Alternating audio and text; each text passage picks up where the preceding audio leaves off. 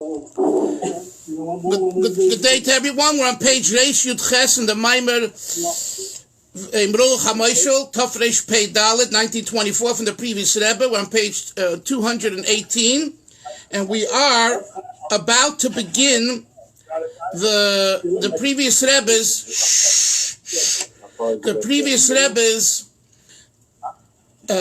idea of constructive criticism, and this is very important for every one of us because we face this daily. So we're now on page 218 Reish Yud Ches. It's smack in the middle of the page, actually a little towards the bottom. It's 1, 2, 3, 4, 5, 6, 7, 8, 9, 10, 11, 12, 13, 14, 15, 16, 17, 18, 19, 18. 16 lines from the bottom, I believe, in middle of the line after the period, Acho Inyan Hu. And the last question that the Rebbe asked here was, why was Zechariah Hanavi punished for giving Musar, scolding the Jewish people for their Averas, for their transgressions? Seemingly he did it in a private setting, meaning, he said a prophecy, and the word got out, and that's it. And we know there's a mitzvah. It's a mitzvah. The Rebbe did say in the parentheses before that if you do it in public, it's not acceptable and it's wrong. It's not what the mitzvah means. But in private, seemingly, not only is it proper, you have an obligation to do so. This was his question. So here begins his thesis of teichacha, of criticism. So let's learn now the words of the Rebbe himself, and it should flow easily. The idea is when the Torah says, scold, you shall scold your friend. The intent of the Torah's verse is, of the mitzvah, that you should speak to the heart of the listeners. So right here, you see, the Rebbe says that the mitzvah of scolding means touch the person's heart. So if you're giving scolding and you're not aiming to touch the person's heart, you have no business scolding. Is that clear? That's what it says. It sounds like the cardinal rule of Chabad. Okay, good. But let's learn and then we'll talk.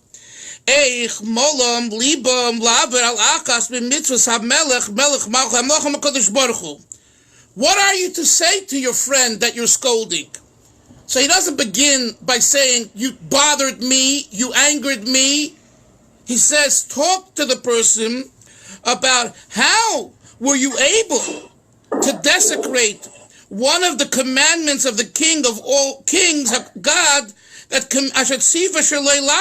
who commanded us not to do this. So here we're talking about scolding a Jew for doing something against HaKadosh Baruch Hu. So the first point that you make that from your heart to the other person's heart is, you know that this is a command from the commander, Melech Malchi Amlochem HaKadosh Baruch Hu. How are you able to desecrate such a thing if it's the commander-in-chief himself who instructs us? And let's go further. Oy, beheaded, or how you say to him, how are you able to prevent yourself, achas b'mitzvos hasei, from doing one of the positive commandments, that God commanded you to do? So that's the first point. Write down. 1. Now goes number 2. And during the time of the musar, of the scolding, yochel hamechiach v'tzorich. He says the scolder may, yochel means may, v'tzorich, and must. It's not just you may, you must. Levayet, you must explain, lemisha mechiach, to the one who you're scolding, es ha'oinish habezeh, the magnitude of the punishment associated with the behavior. You know, this is important. If the person you're scolding doesn't know the consequences, you also have no business scolding because he's uninformed. So you have to make sure that the person is informed of the consequences. And he explains this. Sometimes the lack of knowledge of the weight of the inyan hadvar aveda, lacking the knowledge regarding the weight of this particular transgression. You don't know how bad of a sin it is. Goyrim har bilazeh, it causes much to this. She'ein zarim, that we're not careful. If we don't realize what the punishment is and the details associated, then we make light of it. Like I always tell the story. I always tell the experience when I was studying the writings of the Arizal, and I came across what the Arizal says, that if a person makes a bracha, there's a food item in front of you, and you don't know what the bracha is, and you didn't take the time to ask your rabbi, your rav, or to learn the Shulchan Aruch, and you made light of it, which this is the way it is by most of us, and you just make a shahakol niya b'dvarei. Why? Shahakol is inclusive of everything, right? Everything is made with your word. So normally I know it's cake, I know it's fish, I know it's this, I know it's that, I know the bracha. What if there's an item you don't know the bracha? You make a shahakol, but you weren't concerned enough to take the time to find out. The Arizal says that if you do that, you're going to be reincarnated into water. Why? Because water, you make a shahakol. You need a tikkun, you who were callous in exploring what bracha should be made on this food item, and you flippantly said, shahakol is good for everything. You will be reincarnated in water, so someone else will come along and make a shahakol niya b'dvarei on water, and your soul, part of your soul is in that water, you'll have a tikkun, you'll have an elevation. That's not my writing, it's the Arizal. And when I learned this, I became much more serious. I'm not perfect yet, but I'll go the extra step. Now, on one hand, you say, what kind of Jew are you? What kind of, you need the Arizal's kind of warning to tell you that this is going to happen? The answer is yes. Because we are who we are. We're not perfect. We have shortcomings. We're all over the place. The internet, the phone, the tablet, the iPod, it's coming and going, and it's 24/7. So when you read the Arizal, and if you believe in the Arizal, and you know he's buried in Tzfas, and you go to his mikveh, and he's right there in your backyard, and when you learn this from the Arizal, it says, Chaim, you better slow down. You don't want to be reincarnated in water. You have already enough to deal with your reincarnation, which isn't always pleasant, right? So the point I'm making is, when this is to support the Rebbe's words, the fact that we don't know the weight of the Aveira, of the transgression, therefore we're not careful about it. When I became aware of what the Arizal said, I became much more careful about it. So this is important when giving criticism and scolding someone, even if your intent is for it to be constructive, which that's the only time that you should be given criticism, is when your intent is for construction, not for destruction. Nevertheless, you have to share with the person who's being scolded the weight of the sin and transgression that he did or didn't do. Let's go further. Yes, Shmuel. Yeah, Dr. Rebuke is a very graphic example of that in Tanya. It says you have your nefesh elokis, your godly soul, and where are you schlepping it and doing a vera? It's like taking the head of the king, grabbing the head of the king and dumping the head into the dung, chapter 46 in Tanya, correct. Rabbi.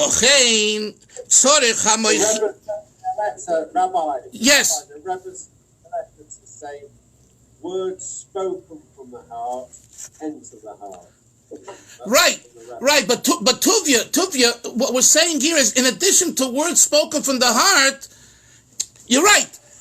If the words are coming from your heart, I always say this, I'm supporting what you're saying, that if the words are coming from the heart, then you're not talking at the person, you're talking with the person.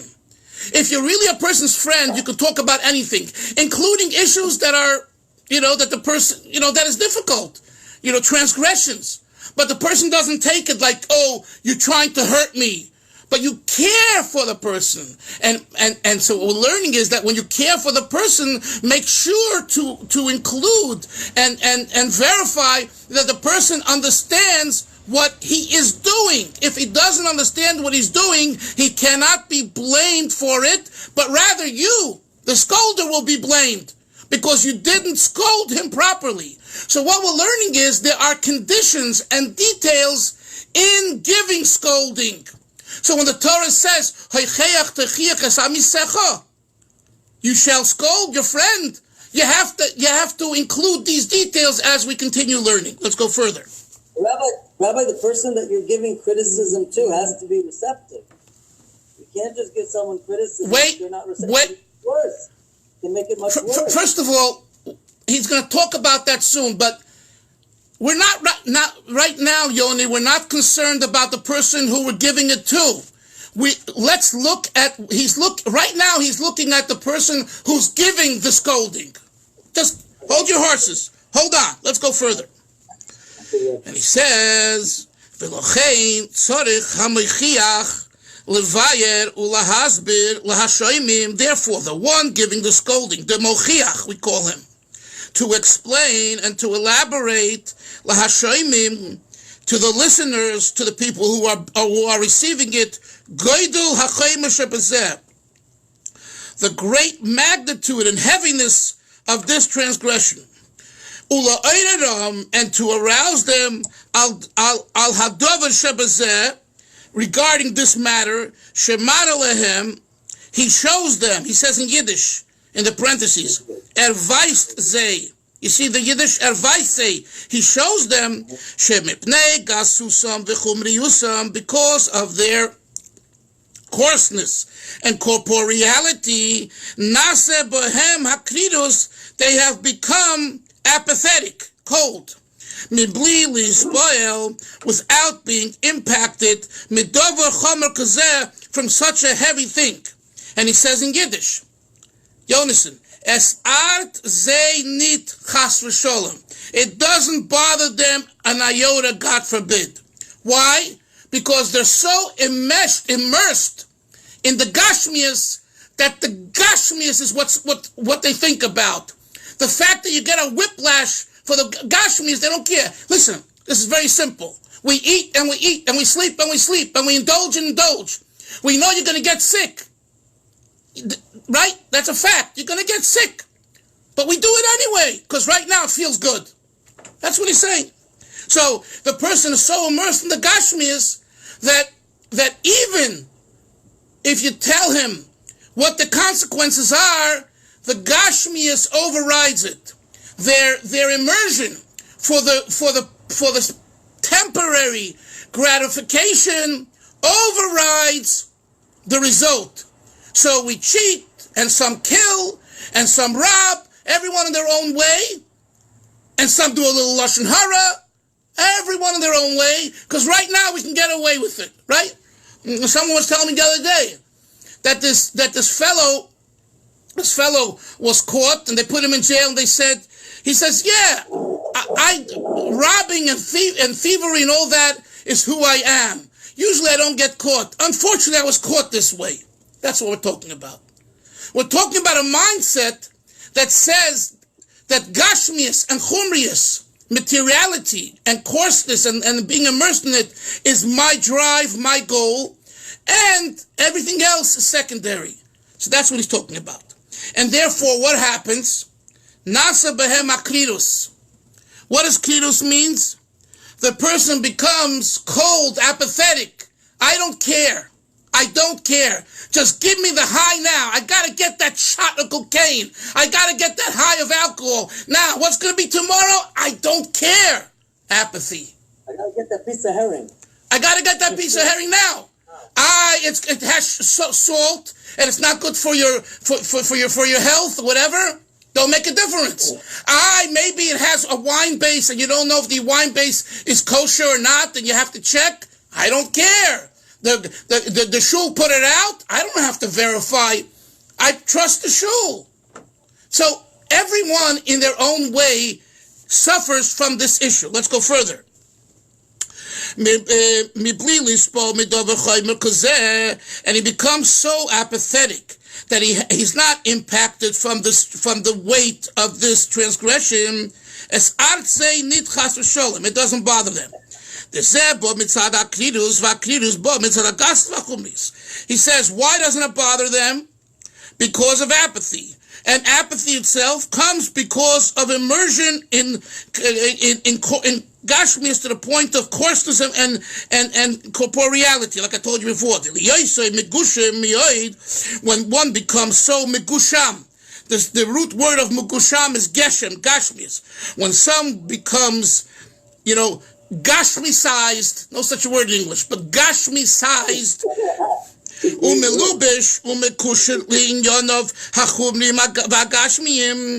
he's invested.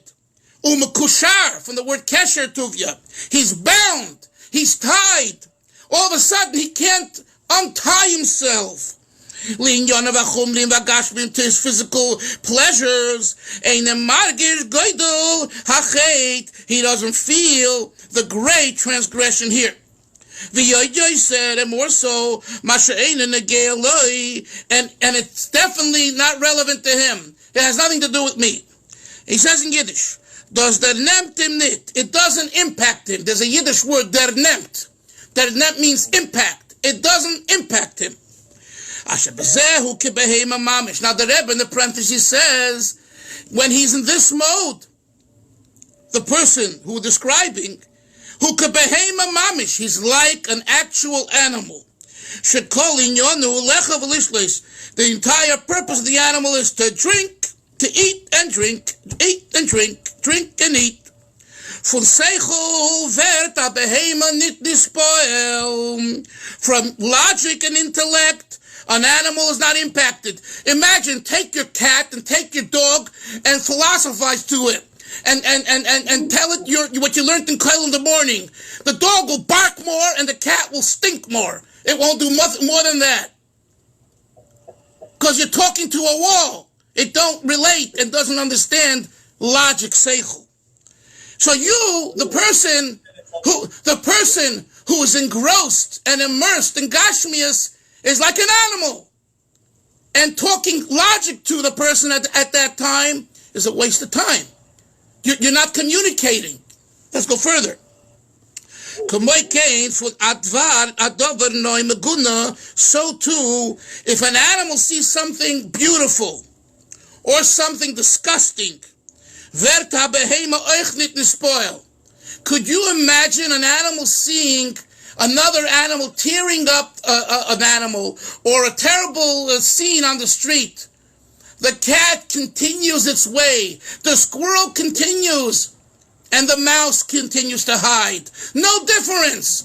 But wait a minute. It's 20 degrees in the house because the heat doesn't go. Like in my house, the heat goes up, and on the first floor, it's colder. It's cold.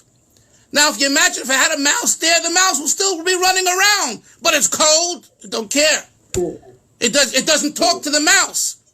The mouse knows one thing. It got to go under the oven, or it has to go wherever in the hole and come out and make you nuts because you or your wife or your kids are scared of mice. Let's go further. So therefore, now, and something pretty, which we don't have to discuss. The mouse is in, the cat's in the street, the dog, and a pretty person walks by, and a normal person, maybe might turn their head, or if they're frum, they'll turn their head away. If they're not so frum and they can't control themselves, they'll look at the pretty scene, right? But a mouse and a cat, it makes no difference. If it sees something, some food, it's going after the food. You can have 10 pretty people around it. It makes no difference. So what do we see? We see that something beautiful or something disgusting, meguna means disgusting, has no impact on an animal. A behema vert nispoil, top of Reishu Tes, 219. An animal is impacted nor fun achila or stila, only from eating and drinking. Seichel is nitshayach to a behema. Seichel, logic, is not applicable to an animal. Ukamoikein is eroich. And so too this person who is immersed and engrossed in eating and drinking and gashmias, so too is this person behaving that way. Aseichel nemt im nit v'chulu. That logic doesn't impact him. So go tell a person, like I told you before, this is unhealthy for you. This is contributing to a heart attack, to a stroke, God forbid, to whatever else. In that particular area, it doesn't talk to the person because the person is caught in the web of eating and drinking in the example given and all other types of gashmias and chumrias that one is immersed in. Says the Rebbe, the Yirbe, L'daber Itoy, we're on the second line. So the scolder giving the musar should increase speaking to the person. Bezeh, about the magnitude of the sin, ad asher yifoy lolav, until he will impact him. He'll knock sense into him and say, you're hurting yourself, you're ruining your life, stop. However, third line, the primary thing is, asher be'ez hayechocha, during the time when he gives the musar, the scolding, tiyeh hachones leiv HaMochiach. The heart of the scolder, this is point number 3, guys. Write it down. 3. The heart of the scolder should be behachno. Hachno means modest, humble. The levad is the god in addition to the fact that the leader of the generation is blamed for the sins of the generation. And when a great person or someone who's great in a particular area scolds someone else who's transgressed, he's greater than him. And as we mentioned in the parentheses, as we mentioned earlier, someone who has the opportunity to scold, and so the greater you are, the more you realize the situation, therefore you have to do the teikocha, the scolding. He is caught in the sin of the generation. What does it mean, tfisa? That we've been using the word, Hillel, nitfas. Nitfas comes from the word tafus, to grasp, to grab. So the Rebbe says, the intent of the word tfisa, the gam bo yesh inyan zeh, that he, the leader, the great one, has this issue that he finds in the other somehow in himself as well. And he says, he has it in bedakus or bedakus didakus. He has it in a very refined way, or even in a very refined way.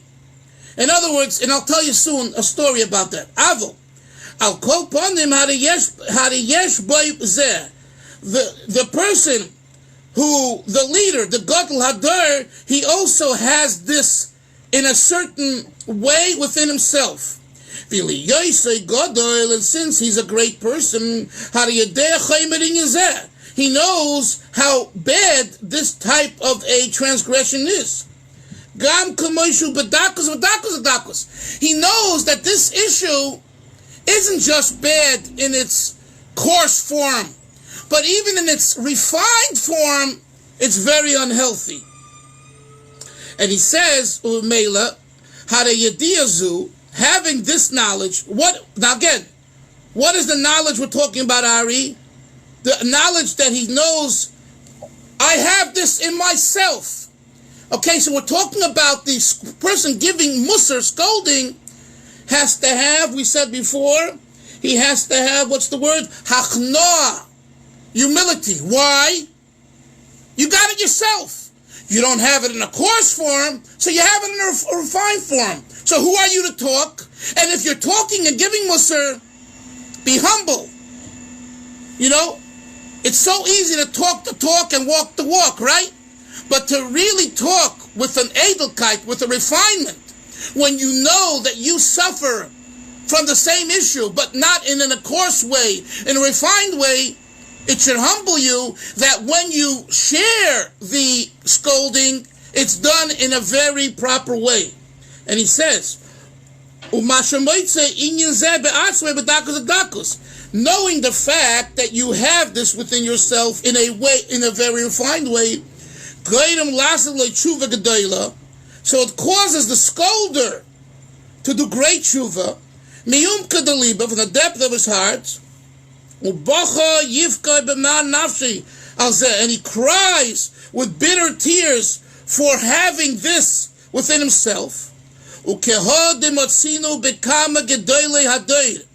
And we find this by many great people, leaders of the generation.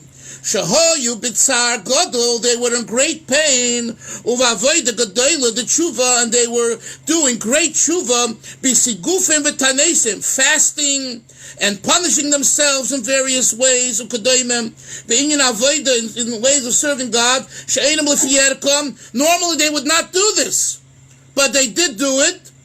Why? Well, and the Rebbe says, why isn't this method of fasting and kind of torturing yourself not their usual avoda? He says, all ideas of kind of torturing yourself and hurting yourself and punishing yourself, what we call in English self-deprecation, it's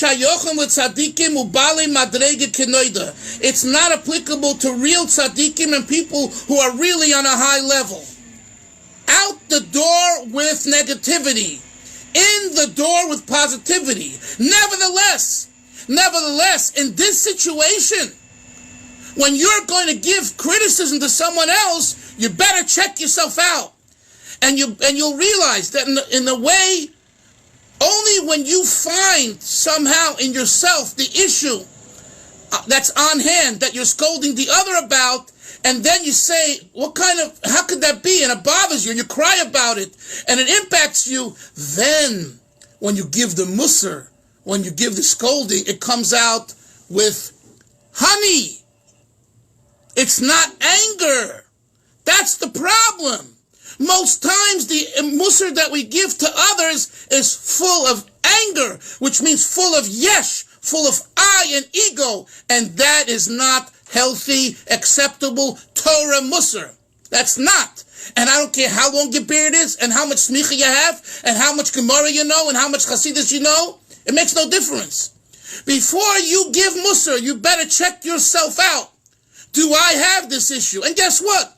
Somehow we do. Because in order to relate to the other person, you have to find it in yourself. What's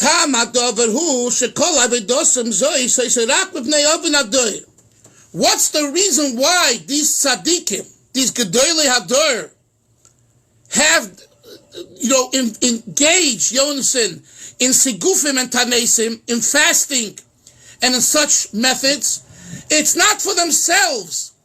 It's because the generation has these issues, so they have to find it within themselves. For themselves, they wouldn't use this approach. And he says further, V'godol adoir, hari nitfas be'oven adoir. And if they have it, then you, the leader, is blamed as well. Hainu, shemoitze be'atzmoi, me'inye zeh bedakos the dakos. You find within yourself this issue in a very refined way, ukemaise hayadua. And as the known story, I'm going to tell you in a moment what I think this means. Therefore, the tzaddikim were involved in fasting and in pressuring themselves because of the sin of their generation. So I want to tell you two stories. One is more practical. I heard from someone here who grew up in Meir Sharim.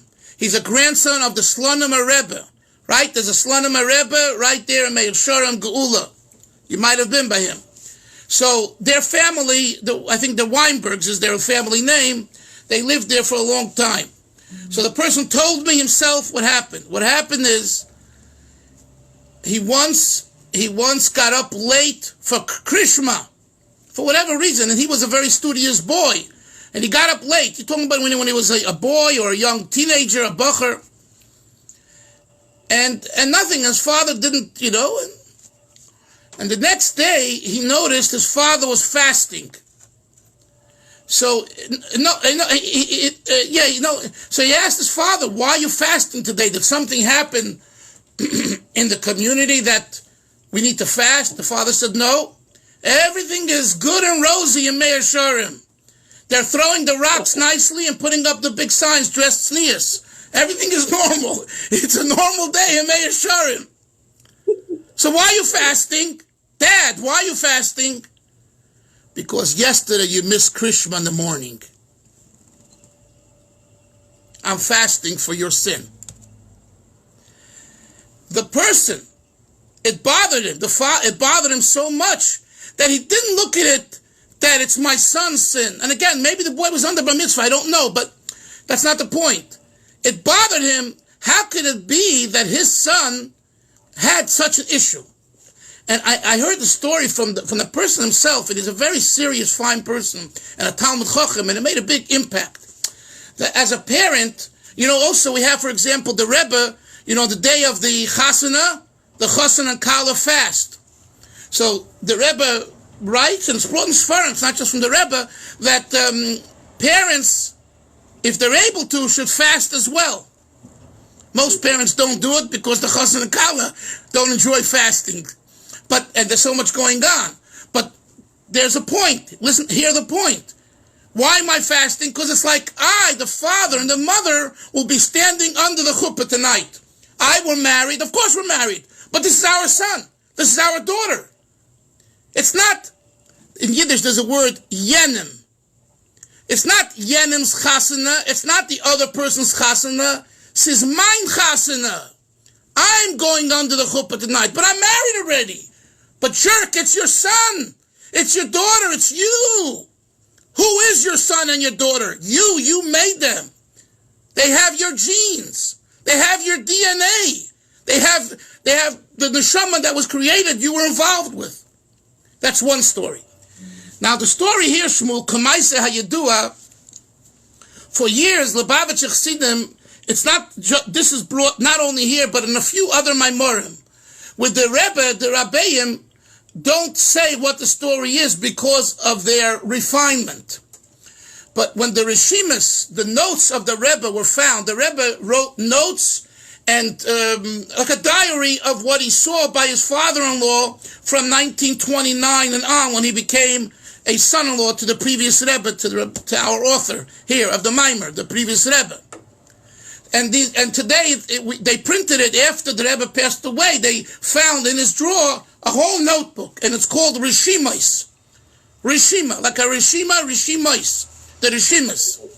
So in the Rishimas, they printed it, and a lot of it, there's Torah, a lot of Torah insights, and there's a part of it that's Yumanim, diaries of what he kept. And it's very interesting because it seems like every little thing that he heard from his father-in-law, he wrote down.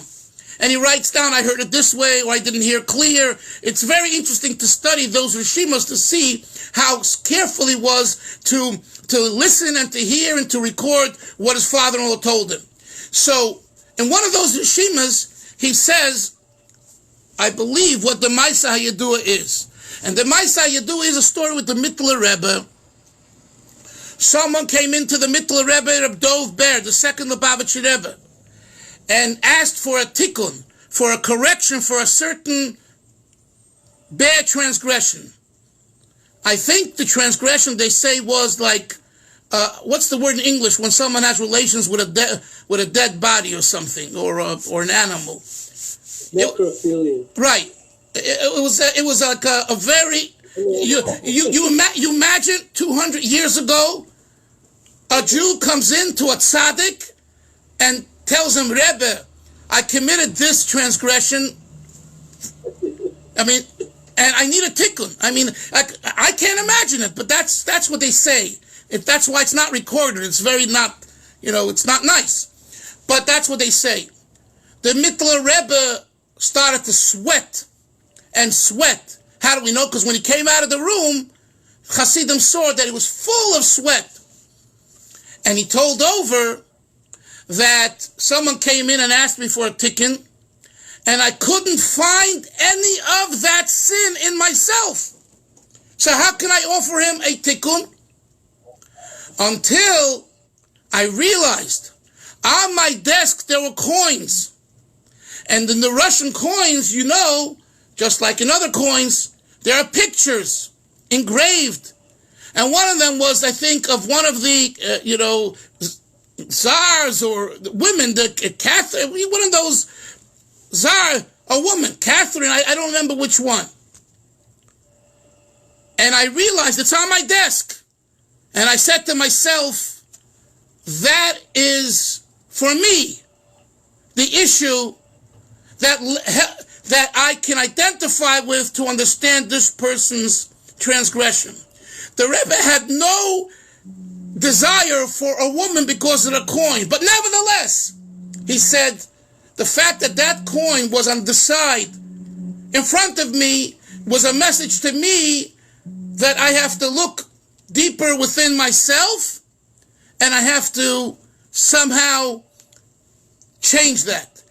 That is, I believe, the story, and it's not something to publicize. Nevertheless, since it was publicized in the Rishimos, I share it with you, and it brings out the point that in order to give criticism properly to someone else, the one giving the criticism, the mochiach, has to look deep within himself, and is there an iota of the issue over here relevant?